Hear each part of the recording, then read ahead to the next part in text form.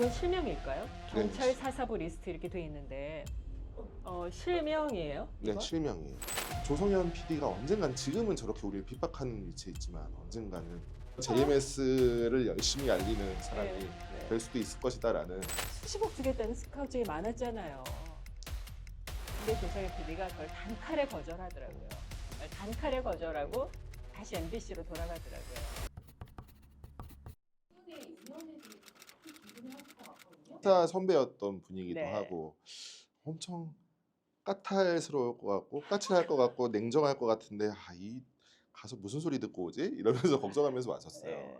예, 이거는 굳이 선배 칭찬을 해드리고 싶어서가 아니고 주변에 있는 사람들한테 얘기하면서 제가 만난 여성으로 한 장 짓자면 남자까지 포함해도 그럴 것 같지만 내가 만난 여성들 중에 가장 똘똘한 사람은 저는 백지연이라고 생각합니다. 그렇게 돼서 우리가 이제 친하게 지내는 선후배가 음, 됐고. JMS라는 조직이 얼마나 악랄한 조직이냐. 이 조작과 거짓말은 JMS의 역사와도 같아요. 그 사람들이 어떤 것까지 조작을 했냐. 질 재건수를 시켜요. 여자 신도이자 의사인 사람이 질 재건수를 수술을 했던 거예요. 그런 것들이 밝혀지고 이런 적도 있었죠. 중국에서 잡혔을 때는 중국에 있는 뭐 공문서를 또 위조해서 그래가지고 위조된 공문서를 증거라고 제출을 했던 적도 있어요. 제일 비근한 예로 메이플이라는 여성 피해자가 있잖아요. 그 친구가 정말 힘들게 공개했던 자기의 성폭행을 당하던 순간에 녹음을 했던 파일이 있어요. 네. 그것마저도 지금 조작이다라는 얘기를 해요. 그거를 재판부가 원래는 처음에 공개 안 했다가 1심 재판부가 네. 2심 재판부에서 그걸 공개한 거죠? 그거 등사를 말씀하시는 허락해줘 거죠? 버렸다. 예, 그 파일을 이제는 자기네가 그 파일을 받았잖아요. 네. 그걸 사설 감정 기관이라는 것들에 넘겨줘요. 네. 근데 그 사이에 무슨 조작이 어떻게 되는지 모르겠지만 저도 이거를 수십 번 들어봤던 입장에서 네. 제가 들어보지도 못했던 이상한 소리가 거기에 들어갔다 뭐 어쩌다라고 하면서 네. 저는 이거를 받고 속기록도 받고 심지어 파형 분석까지도 해본 입장에서 저는 이거 원본이라고 생각해요. 그리고 왜냐하면 아이폰에 그 정보값이 들어가 있어요. 네. 몇 월 며칠 날 어느 장소에서 이게 녹음이 됐다라는 것들이 다 나오거든요. 근데 그거 보면 메이플이라는 친구가 진술했던 그날 월명동이라는 정명석이 있었던 성범죄가 벌어졌던 장소에서 녹음이 됐다라는 게 거기에 정보가 들어가 있어요. 네. 이 사람들은 고소 고발을 할 때 그 고소장을 어디로 보내는지 아세요? 어디로 보내요? 결혼한 과거에 JMS 신도였다가 탈퇴한 여성 신도인데 네. 그 사람을 고소할 때 일부러 시댁으로 고소장을 보내버려요. JMS 측에서는 이 동영상을 지속적으로 그냥 자기네가 찍은 게 맞다라고 인정했던 게 아니에요. 이번에는 마치 인정하는 것처럼 하지만 과거에는 저희가 그리고 이거를 만드는 과정에서 처음에는 이것은 신도들이 자기네들이 만든 게 아니고 김도영 교수가 흔히 얘기하는 몸 파는 여성들을 사서 선생님을 음해하기 위해서 조작한 거다. 만든 동영상이다. 자기네 거가 아니라. 자기네 거가 아니고 음. 선생님을 음해하기 위한 것이다 라고 했고요. 나중에 모자이크가 된 상태에서 공개가 됐을 땐 또 심지어 그거는 뭐 옷이라도 살색 비키니라도 뭐라도 입고 찍은 것이다.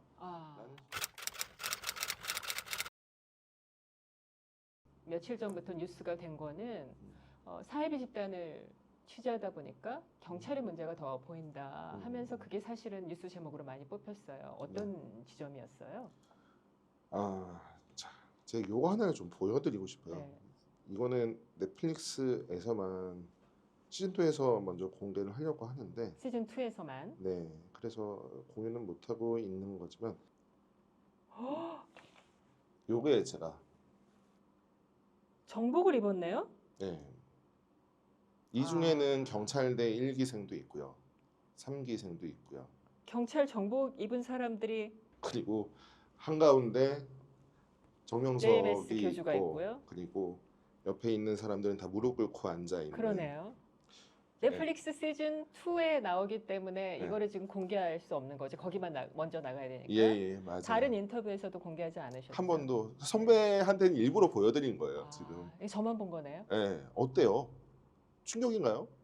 근데 사실 네. 충격이죠. 왜냐하면 저 사진의 그 분위기나 음. 또 왜 정복을 입고 찍었을까? 음. 사사부라는 게 뭐예요? 사사부라는 건 경찰인 신도를 얘기하는 거예요. JMS 신도. 경찰인 JMS 신도고 경찰이라고 해서 모두가 사사부는 아니에요. 그들이 자발적으로 가입을 해야 사사부원이 되는 거고요. 아마 그리고 나서 그래서 사사예요. 사사의 형사 수사라고 했던가 형사 민사라고 했던가 그리고 예, 그것의 줄임말이라고 하더라고요. 그 JMS를 탈퇴한 사람이 외장하드를 줬는데 그 안에 이 모든 자료가 있었던 거예요? 네, 거기에 사사부 리스트도 있다면서요? 사사부 리스트가 있죠. 몇 명이나 돼요? 파일별로 조금씩 다른데 네. 많이 모여 있는 거는 한 30명 정도 되는 사람의 이름이 한 페이지에 들어가 있는 것도 있고요. 그 이름이 언급된 사람만 치면 한 4, 50명 정도는 되지 않을까라는 생각이 그 들어요. MBC 뉴스데스크에 보도됐던 우리 섬사도 엄청난 조직이 있어. 변호사 조직, 하고 나가서 경찰들 조직, 이런 전부 조직에서 여러 가지 하고 의학부 조직.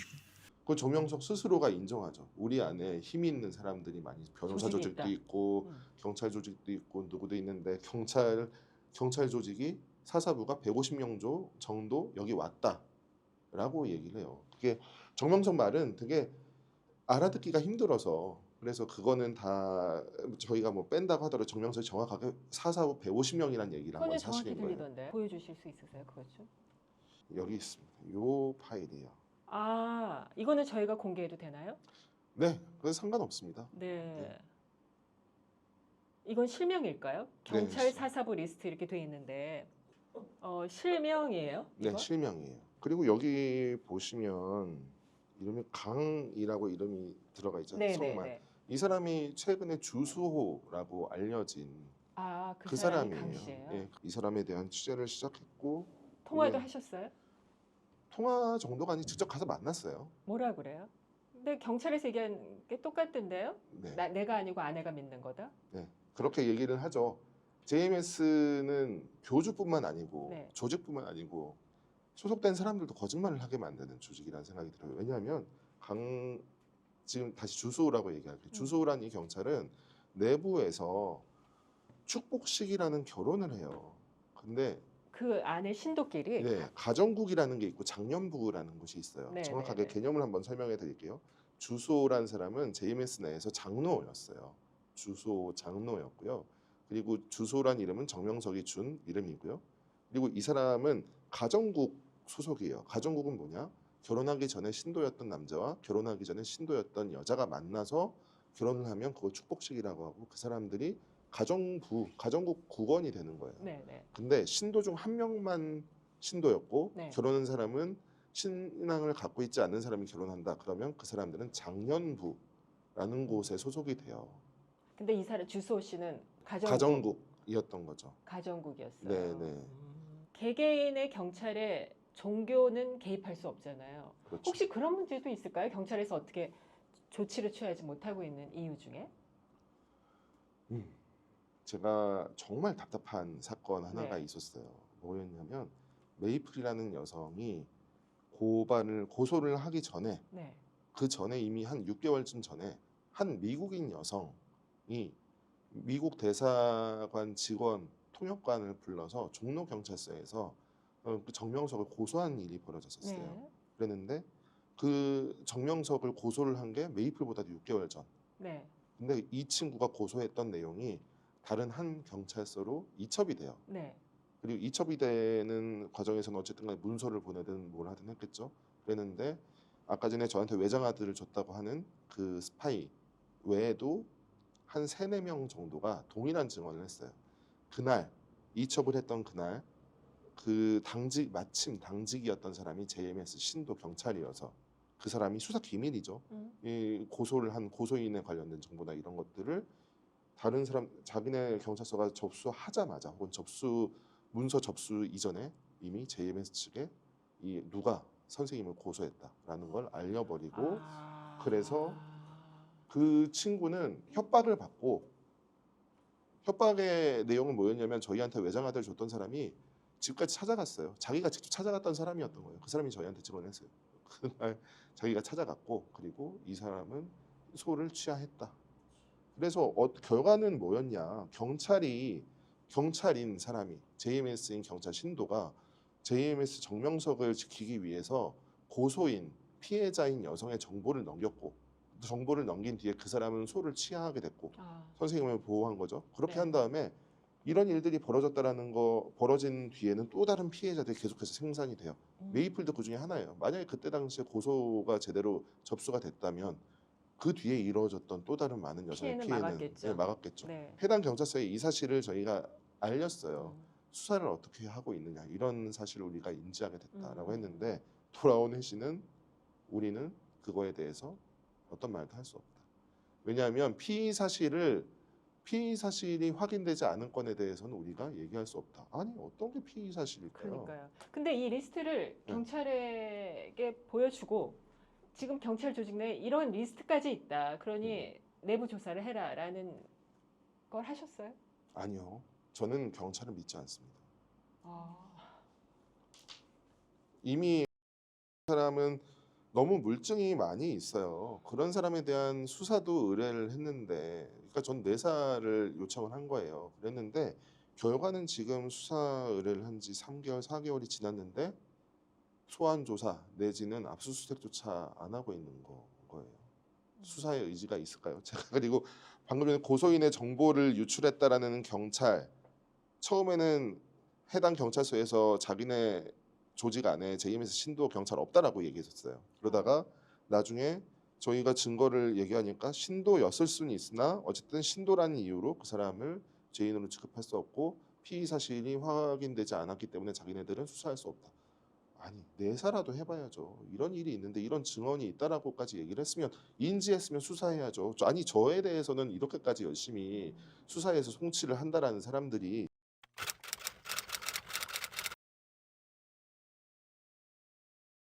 조 PD가 취재하면서 이상하게 우리의 모든 취재 일정이 샌다. 우리가 다음에 어디로 가려고 그러면 JMS가 먼저 와 있다. 그래서 이상하다. 내부에 뭐가 있는 것 같다. 그 얘기를 하셨어요. 네 근데 그 외장하드를 받음으로써 그게 풀리는 계기가 됐나요? 그렇죠. 찾아냈어요. 그래서 네 찾아냈어요. 일단 저희 조직 내에 있었던 거죠. 시즌 1을 진행할 때 네, 저희 팀 안에 네. 스파이가 있었어요. 쉽게 얘기하자면 속기록을 작성하는 음, 프리뷰 중에 한 명이었고요. 네. 그 친구가 비밀 유지 서약서까지 작성을 한 상태에서 네. 저희의 파일을, 그러니까 동영상 촬영된 것들을 다 이제 받아서 그거를 JMS 측에 파일 원본과 함께 계속 넘긴 거예요. 세상에. 근데 그 진짜. 안에 보면 요것도 하나를 보여드릴게요. 어떤 일들이 그래서 벌어졌냐. 자, 요거는 뭐냐면요. 메이플? 촬영이 되기 전이에요. 그때 당시에 정명석을 고소했던 사람이 처음에 2명이었어요. 네. 이 메이플이라는 친구하고 에이미라는 네네. 이름의 호주인 여성이었어요. 네. 그랬는데 이 둘이 저랑 같이, 저는 메이플이랑 같이 있었고 호주인 여성하고 같이 얘기를 하면서 우리 다음번에 몇 월 며칠 날 이렇게 또다시 줌으로 네. 인터뷰하자. 인터뷰를 하자라고 얘기를 했는데 뭐 이게 다 찢겼겠죠. 그랬는데 이 정보가 JMS에 그대로 간 거예요. 그리고 나서 어떤 결과가 있었냐. 에이미라는 친구한테 인터뷰 5분 전에 갑자기 동영상 하나가 도착을 해요. 너 나가면 가만히 두지 않겠다. 너가 그렇게 우리를 공격하면 우리는 너의 치부를 드러낼 테니까 그만하라. 아, 라는 동영상을 에이미란 친구가 받은 거예요. 그리고 그 친구는 되게 큰 충격에 빠지죠. 왜냐하면 어떻게 내가 몇 월 며칠 날 몇 그렇죠. 시에 우리 MBC와 인터뷰를 하기로 했는데 그 어떻게 정보가 알고? 어떻게 됐지? 저희에 대한 의심이 시작이 되죠. 아, 네. 취재진에 대한 의심도 시작되지만 그럼요. 공포스럽죠. 그럼요, 공포스럽죠. 근데 딴 게 아니고 이 정보가 어떻게 샜나를 봤는데 알고 봤더니 이들이 네. 그 저희의 촬영본을 다 가지고 가는 과정에서 저희와 관련된 모든 정보들이 다 새나갔던 아, 거예요. 그러면 그 속기하는 사람, 그 네. 프리뷰하는 사람을 음, 음. 심은 거예요? 얘기를 들었어요. 이렇게 시작이 됐대요. 처음에 그 친구는 3,000명이 들어가 있는 단톡방 같은 단체 방 같은 게 하나가 있어요. 저희가 거기에다가 뭐 이 프리뷰를 언제까지 해줄 수 있는 사람들 이렇게 하면 받아가지고 그거를 하는 방이 있어요. 근데 마침 그날 저희가 파일 하나를 보내는데 신도인 여성이 거기 이거를 있었던 거예요. 우연으로. 우연히 그걸 받게 된 거예요. 그리고 열어봤더니 그들이 흔히 얘기하는 악평, JMS에 대한 나쁜 이야기를 하는 그런 동영상이 발견이 된 거죠. 그리고 교육받은 대로 그것을 자기가 보지 않고 자기의 교회 교역자에게 보냈대요. 그랬는데 나중에 돌아온 이야기는 너가 그걸 계속해라. 계속해라. 하나님이 너를 선택하십니다. 그리고 나서 이후에 벌어졌던 일들은 뭐 말할 게 없죠. 그래서 그 뒤로 계속한 거예요, 그 사람은? 시즌 1 내내? 계속했고요. 나중엔 그러니까 어떻게 됐어요? 찾아냈어요? 그래서 뭐라고 가서 얘기하셨을 거 아니에요? 네, 찾아냈죠. 네. 찾아냈고 정말 만났을 때는 네. 좀 화가 나서 화나죠. 아니 법적인 책임을 다 질 각오로 그렇게 한 거냐 그랬더니 그때는 이게 하나님을 지키는 길인 줄 알았다. 그리고 근데 그 사람들이 말하는 하나님은 정명석이에요? 정명석이죠. 그 친구가 이런 얘기를 했어요. 자기가 그 JMS 안에 들어가서 몇 년 동안 편지도 보내고 뭐도 하고 했지만 한 번도 정명석으로부터 편지를 받은 적이 없었는데 근데 이 프리뷰 파일들을 유출하기 시작하니까 정명석이 개인적으로 편지도 써주고 그게 너무 은혜로웠던 거예요? 그렇죠. 놀랍고? 네, 그랬던 거죠. 아, 나중에 되니까 근데 이 친구가 얘기했던 게 그거였어요. 나중에 일이 일파만파 커지는데 보호해주는 사람들은 하나도 없고 자기는 이렇게 내쳐졌다. 내쳐졌다. 내쳐진 결국은 거죠. 충성을 다했는데 내쳐졌다. 그래서 그런 지금은 거죠. JMS를 탈퇴했나요, 그 사람은? 그 친구는 탈퇴를 했습니다. 어떻게 대처를 할지에 대한 내용을 얘기하면서 여기 얼굴이나 이런 것들은 다 가렸습니다만 얼굴 완전히 가렸네요. 네. 오, 이건 뭐예요? MBC 및 SBS 고위급 소통자. 네, 이건 MBC나 SBS에 있는 고위급과 줄이 닿은 사람? 그렇죠. 이분들이 실제로 그런 활동을 했는지 안 했는지는 저도 잘 모르겠어요. 근데 막는다고 해도 마치 공기처럼 사이비 신도들은 어딘가에 있을 것이다 라는 생각을 합니다.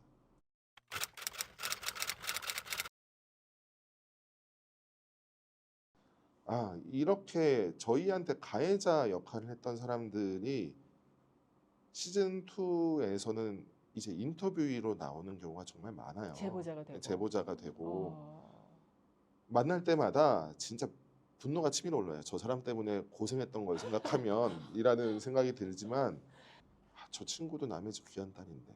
측은한 마음도 들고. 예. 이거는 뭐 정확한 통계는 아니지만 내부에서 헌금의 액수나 네네. 출석 교인들의 숫자나 뭐나 이런 것들을 봤을 땐 절반에 가까운 숫자가 탈퇴를 했다라고는 합니다. 그렇군요. 네. 네. 그리고 실제로 그 나는 신이다라는 걸 보고 음. 탈퇴할 수 있었다 고맙다라는 응원을 해주시는 분들도 상당히 많이 있고요.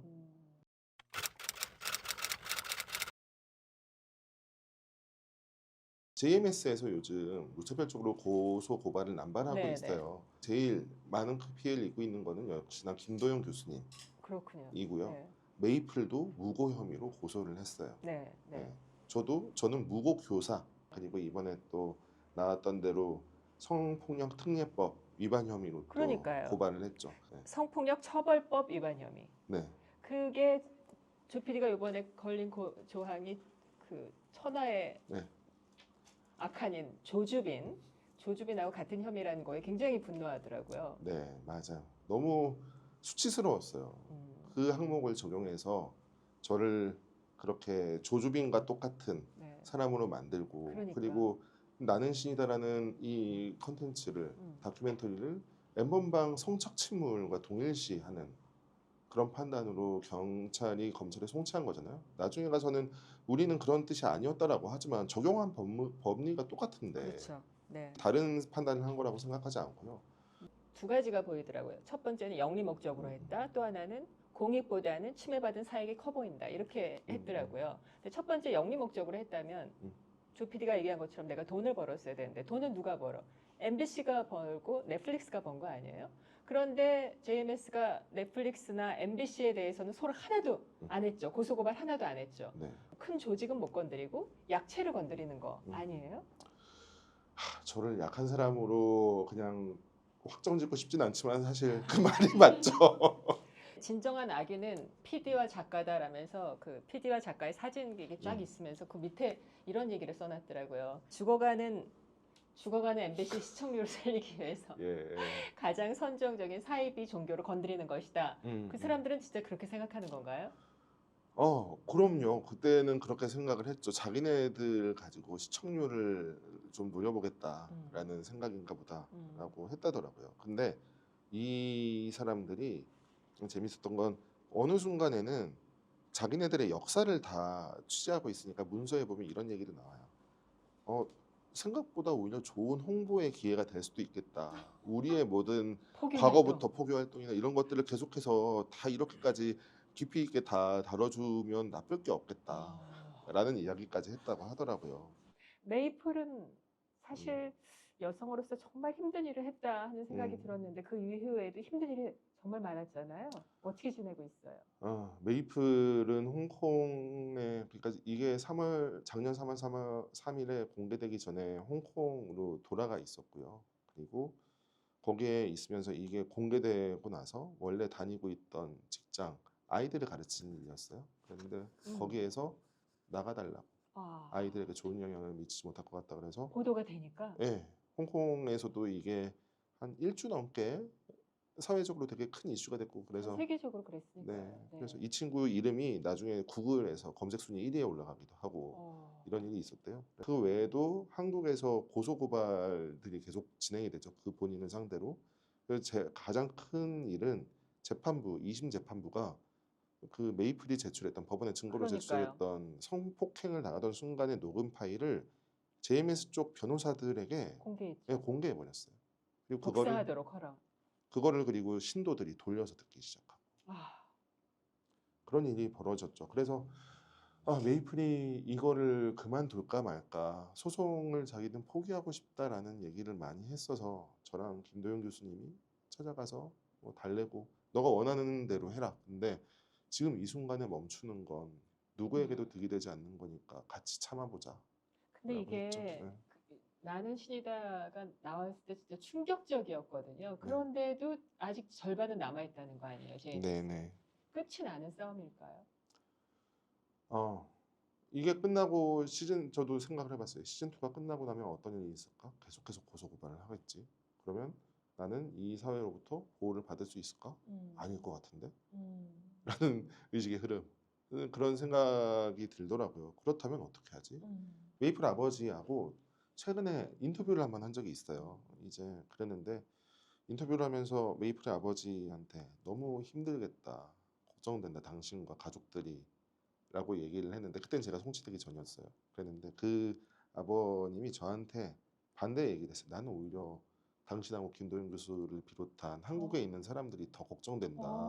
왜 걱정되냐? 우리가 왜 걱정되냐 그랬더니 이렇게 부도덕하고 공권력이 피해자들보다도 이상하게 가해자를 보호하는 듯한 시스템 하에서 그 공권력의 지배를 받고 사는 것이 계속될 건데요. 난 당신들에게 무슨 일이 벌어질지 그것이 오히려 더 걱정이다. 몸 잘 챙겨라. 라고 했는데 이제 와서 봤더니 그 아버님이 많이 맞았구나. 라는 생각이 들어요. 나 그 얘기도 들었는데 그 얘기도 하셨잖아요. 네. 조성현 PD라는 사람을 이제 계속 들여다보다가 네. 왜 나쁜 사람도 계속 보면 정드나 조성현 PD가 언젠간 우리와 함께 할 것이다라고 했다면서요? 저도 이제 뭐 접점이 하나 정도는 있었어요. 거기에 있는 대외 협력국이라고 하는 정확하게 얘기하면 스파이 조직이죠. 스파이 조직에 있던 그 스파이 조직의 조직장이 저를 관리했던 거예요. 뭐 서로 뭐 연락을 하고 뭐 살살 해라라든가 뭐 이런 얘기들 하면서 나는 JMS다라고 밝히고 전화를 해서 살살 하세요 이래요? 예, 뭐 이런 것들인 거예요. 뭐 살살 해달라라든가 뭐 무슨 정보 좀 달라 뭐 이런데 제가 정보를 줄 리는 없고 서로 그냥 그렇게 하다가 어떤 일이 있었냐면 제가 JMS의 교회에 예배를 같이 드리러 가본 적이 있었어요. 취재 중에?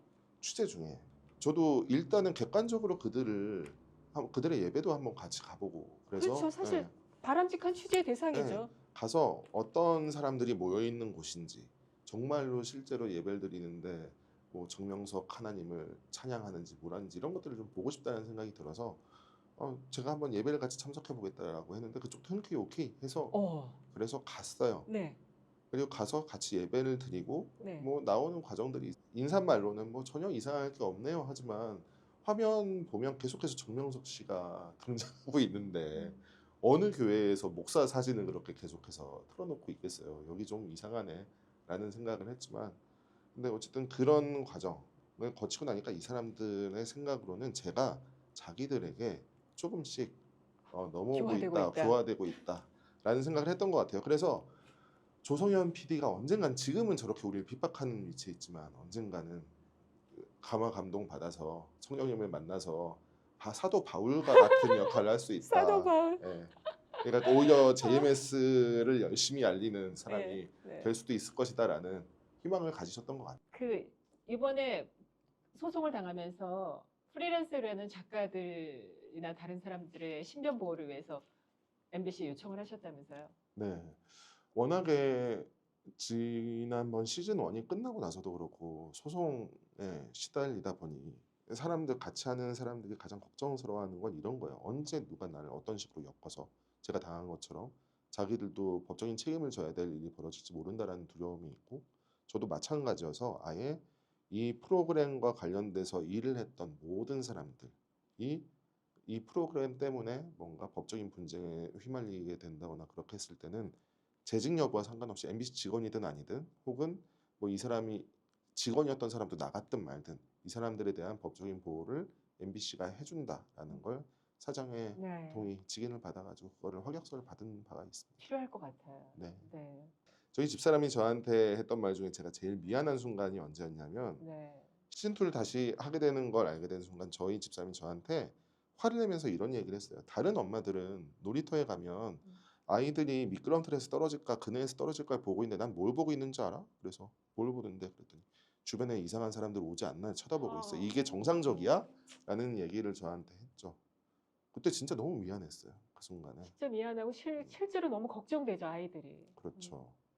이번에 제가 굳이 지금까지는 언론 대응이나 이런 것들을 할 생각을 안 했는데 입장문이라는 걸 쓰고 뭐 인터뷰를 하고 이랬던 가장 큰 이유 중에 하나는 저희 아들 때문이에요. 그러니까요. 네. 저희 이제 처음에 아들이 몇 기사 살이죠, 지금? 한국 나이로 7살, 만 5살이에요. 이제 다 얘기를 알아듣는 나이죠. 저는 알아듣지 못할 줄 알았어요. 네. 저희 아들이. 그래서 저희 집사람하고 그 송치된 걸 보면서 같이 얘기를 나눴어요. 네. 야 이게 송치가 됐네. 어. 별일이야 라고 그래도 얘기를 뭐라 하면서 그래요? 근데 최악의 아. 상황에는 어떤 일까지 갈 수 있는 거지 뭐 이런 얘기를 하면서 회사를 잘리고 뭐 아니면 뭐 구속되거나 뭐 이런 일이 벌어질 수 있지라든가 이런 얘기를 했는데 저희 아들이 그걸 듣고 있었던 거예요. 저는 그랬는데 아들이 저한테 와서 엄마랑 아빠 사이에 갑자기 끼어들더니 아빠 감옥 가? 라고 묻는 거예요. 그래서 갑자기 그 말을 듣는데 너무 마음이 아프더라고요. 저는 일하는 여러 가지 큰 이유 중에 하나는 저희 아이들에게 그렇죠. 제가 일하는 여러 가지 이유 중에 하나가 저희 자식들에게 부끄럽지 않은 아빠가 아. 되기 위해서라는 생각을 할 때가 많아요.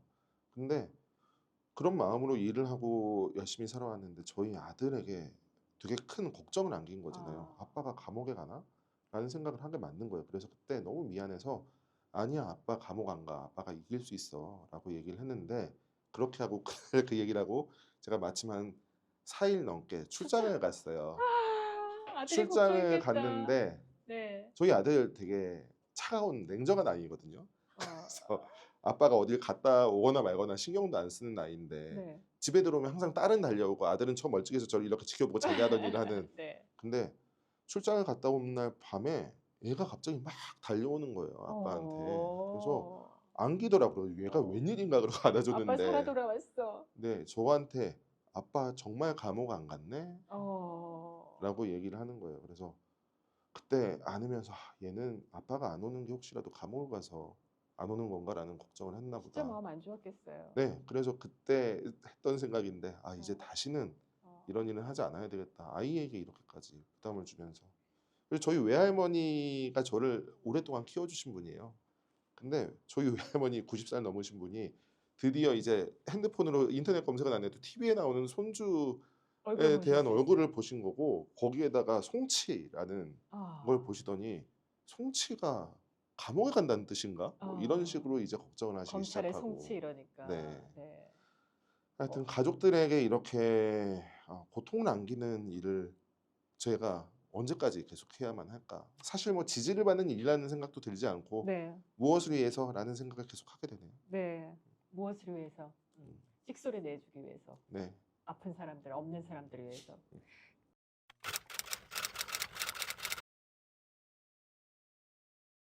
그런데 왜 또 시즌 2를 준비해요?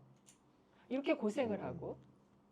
시즌 2 제가 이번에 안 그래도 난 이걸 왜 하고 있을까? 네, 심각하게 한번 물어봤을 것 같아. 돈을 버는 것도 아니고 네. 뭐도 아니고 근데 한 세 가지라고 생각하면 저는 일단 제가 너무 못 사는 집에서 태어나서 음, 좀 진짜 좀 찢어지게 가난한이라고 얘기하는 게 적당한데 보증금도 없는 월 30짜리 방에서 회사 들어오기 직전까지 어머니하고 같이 살았었으니까 아, 어려서부터 계속이요? 거의 대부분 항상 그랬어요 저희 집은. 나중에 그리고 그 이후 저희 아버지가 왜 이렇게 생활력이 없는지 네. 뭐 이런 것들이 궁금했었는데 네. 알고 봤더니 뭐 그것도 다 사이비와 연관이 있는 이유였구나라는 걸 아버지가 돌아가신 뒤에 알게 된 거죠. 쉽게 말씀을 드리자면 저희 가족 중에도 사이비 종교 피해자라고 부를 만한 분들이 계시고요. 네. 시작할 때는 몰랐어요. 사실 시작할 때는 몰랐고 네. 이 나는 시이다 시즌 1 취재하고 내보내는 과정, 그러니까 네. 공개되기 전에 알고 봤더니 우리 집도? 라는 거를 저희 가족들 중에 한 명으로부터 이야기를 듣게 됐고요. 제가 이걸 하면서 가장 괴로웠던 게 뭐였냐면 네. 왜 이 사람들은 그럼에도 불구하고 어떻게 이런 걸 믿을 수 있지? 이게 그렇죠. 가장 궁금했어요. 그렇죠. 그리고 예.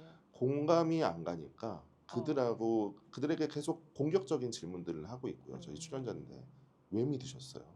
아들을 죽이면서까지 그러고 싶으셨어요.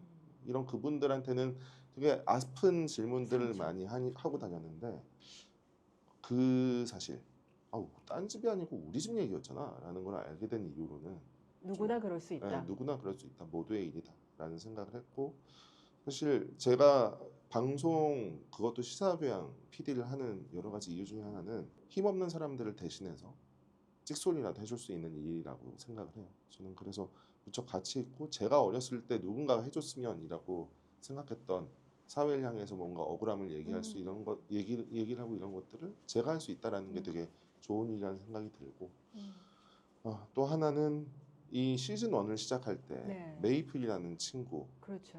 홍콩인 여성 피해자 아버지하고 그 홍콩에 있는 메이플과 아버지 그리고 나머지 가족들하고 제가 줌으로 화상 미팅을 한 적이 있어요. 네. 근데 그때 화상 미팅을 할 때 그 아버님께서 약속을 해달라.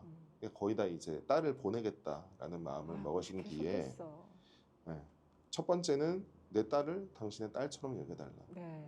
그리고 두 번째 잘 무사히 홍콩으로 돌려보내달라. 네.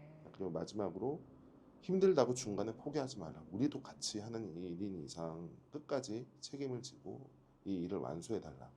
라는 얘기를 하셨어요. 그랬는데 시즌2도 이제 메이플과 관련된 이야기들을 할 수밖에 없는 상태잖아요. 네. 그렇다 보니까 저는 이거를 끝을 낼 수 없는 거예요. 왜냐하면 그 메이플의 아버지와 했던 약속이 있고 중간에 관둘 수가 없으니까. 포기하고 싶을 때마다 그런 생각을 하겠네요. 그럼요. 무척 크게 하죠. 그리고 이걸 포기하는 건 약속을 지키지 못하는 것이다. 근데 메이플이라는 친구는 저희한테 여성으로서 젊은 여성으로서 해줄 수 없는 모든 것들을 다 얘기했던 사람이잖아요. 그 친구가 겪고 있는 고통을 제가 옆에서 보는 상황에서 이번에 제가 겪게 되는 이런 정도의 상황은 별거 아니라는 생각이 오히려 들어요. 그래서 제가 메이플하고 요즘 문자를 주고 받을 때 그런 얘기를 해요. 네 마음을 조금은 더 이해할 수 있게 돼서 다행이라고. 너 정말 힘들었겠다. 그럼에도 불구하고, 그러니까 이제 피해자를 생각하면 그 사람 난 아무것도 아니지라고 생각할 수 있지만 조성현 PD가 지금 하고 있는 이 일련의 과정을 제가 옆에서 지켜본 사람으로서는 쉽지 않은 과정이에요. 누구도 할 수 없는 과정 중에 하나예요.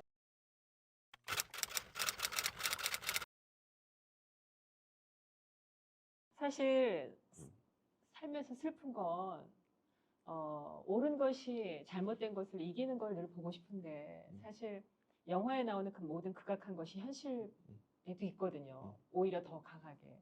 그래서 꼭 선이 악을 이기는 것이 아니다라는 것을 확인하는 게 너무 비참하고 슬픈데 그럼에도 불구하고 그 강한 어떤 세상의 나쁜 힘보다 더 위에 있는 건 수많은 사람들의 힘, 여론이거든요. 그래서 그런 선한 힘이 많이 모여서 좀 악한 것을 밀어내는데 저희 채널이 조금이나마 힘을 보탤 수 있으면 하는 마음으로 모셨거든요. 그렇게 되기를 앞으로도 조성현 PD의 가는 길을 보면서 뒤에서 끊임없이 응원하고 기도하겠습니다. 조성현 PD가 선배로서는 그렇게 힘든 프로를 만드는 거 안 하고, 그리고 사실 시즌 1이 전 세계적인 주목을 받고 나서 스카우트제이 수십억 주겠다는 스카우트제이 많았잖아요.